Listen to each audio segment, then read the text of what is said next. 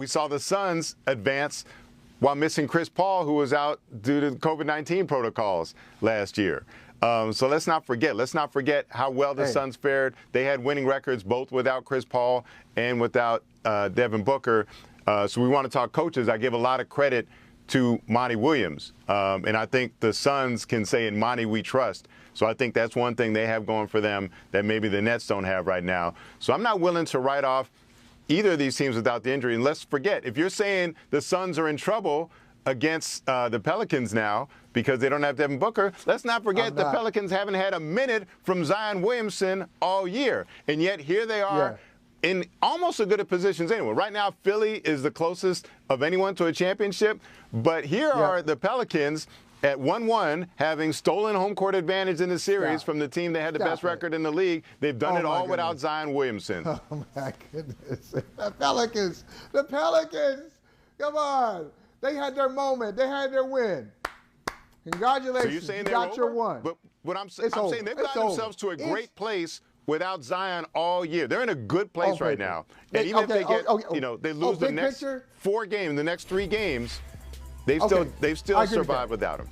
I agree with that. Okay, I agree with that. Okay, big picture, Pelicans making the playoffs without Zion, yeah, that's huge. But in this series, nah. As Monty Williams very diplomatically pointed out yesterday, hey, we won games without Devin Booker. We have to, next man up. And look at our road record. We've done well on the road. Okay, look at Dallas. Dallas now has won a game without Luka, right?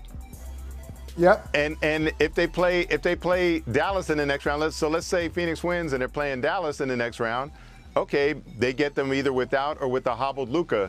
So again, that's why I'm not writing the Suns off just yet. We saw the Warriors make the finals without Kevin Durant in 2018. We saw the Warriors make the finals while missing Steph Curry for part of the playoffs in 2016. So these injuries are significant.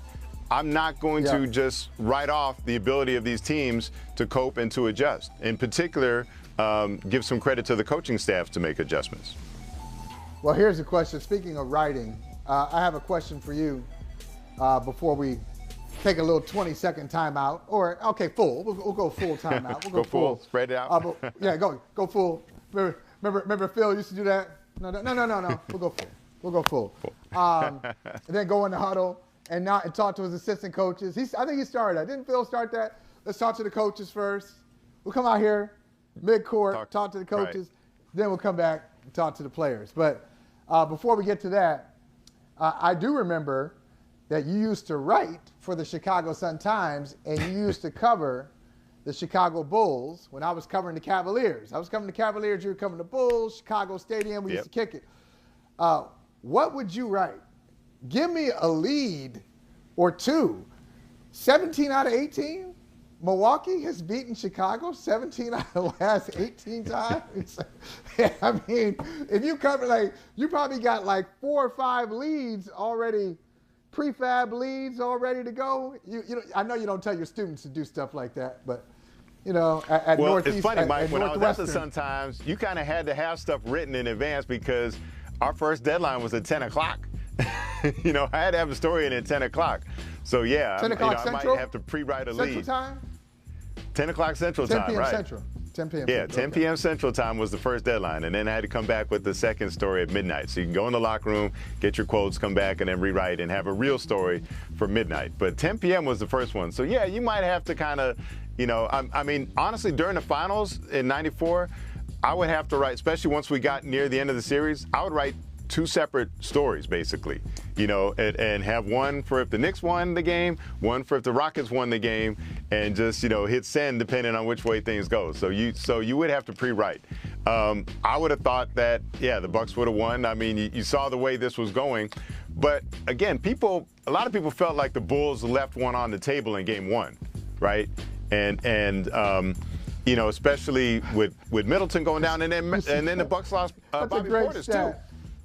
Look at that stat from Stat News. Nobody beats the Bulls 15 times we ain't in a row. having it. But that brings a lot. There's trends. Things are established until they aren't. You know, I mean, that happened with, I think of the Warriors and the Cavaliers, where the Warriors had just owned the Cavaliers. You know, they won 3 straight to finish off the 2015 NBA Finals. I think they owned them throughout the season, you know, the regular season. And then they were up 3-1, you know, so they'd won like 8 out of 10 or something like that against them, you know, maybe 6 or 7 consecutive.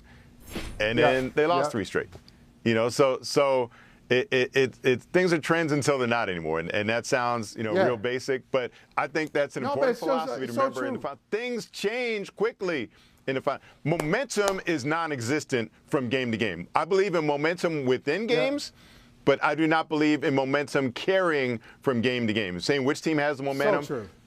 That doesn't exist in a playoff series. Momentum does not carry from game to game. That's a word. That's a word right there. And you know what's so great, Jay? It's just that dynamic. Oh, we're going full. We're going full. It's the dynamics. It's the dynamics of a series. I love how players respond game to game. But you know what I also love? I love fan responses game to game. Up 2-0, we gonna sweep them. Lose a game, 2-1. Uh-oh. 2-2. Oh, this team's about to blow it. Fire then the you coach. go up 3-2. Yeah, exactly. It's all over the place. So it's just a series. It's a series, 2-0. Who knows what's going to happen? Brooklyn could come back and win 4 in a row. They could. They won't. But they could. They could. But they might. But they might. You never know. Hey, thanks for watching Brother from Another on YouTube. Make sure you hit subscribe before you leave, and be sure to watch us 3 to 5 p.m. Eastern Time on Peacock. Appreciate you.